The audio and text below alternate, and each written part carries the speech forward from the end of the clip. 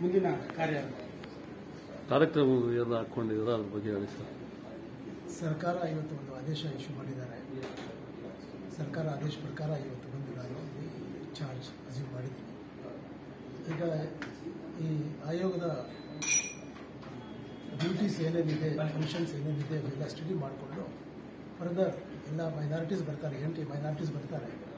ಅದರ ಜೊತೆಯಲ್ಲಿ ಸರ್ಕಾರ ಜೊತೆಯಲ್ಲಿ ನಾವು ಸಂಪರ್ಕ ಮಾಡಿ ಅಲ್ಲಿ ಏನೇನು ಅವ್ರದ್ದು ಹಕ್ಕುಗಳು ಇದೆ, ರೈಟ್ಸ್ ಇದೆ, ಕಮಿಷನ್ನಲ್ಲಿ ಏನೋ ಪವರ್ಸ್ ಇದೆ, ಆ ಪ್ರಕಾರ ನಾವು ಒಂದು ಪ್ಲ್ಯಾನ್ ಆಫ್ ಆ್ಯಕ್ಷನ್ ರೆಡಿ ಮಾಡಿ ಅದರ ಬಗ್ಗೆ ನಾವು ಕೆಲಸ ಮಾಡಬೇಕು ಅಂತ, ಎಲ್ಲರ ಜೊತೆಯಲ್ಲಿ ಕೆಲಸ ಮಾಡಬೇಕು ಅಂತ ಒಂದು.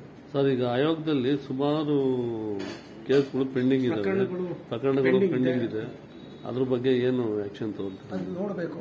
ಜಸ್ಟ್ ನಾನು ಚಾರ್ಜ್ ತೊಗೊಂಡಿದ್ದೀನಿ, ಸ್ಟಡಿ ಮಾಡ್ತೀನಿ. ಮೇ ಬಿ ಇನ್ನೊಂದು ತಿಂಗಳಾದಮೇಲೆ ಒಂದು ಪ್ರೆಸ್ ಮೀಟ್ ಕರಿತೀನಿ, ಆವಾಗ ಅದರ ಬಗ್ಗೆ ನಿಮಗೆ ಡೀಟೇಲ್ಸ್ ಕೊಡ್ಬೋದು.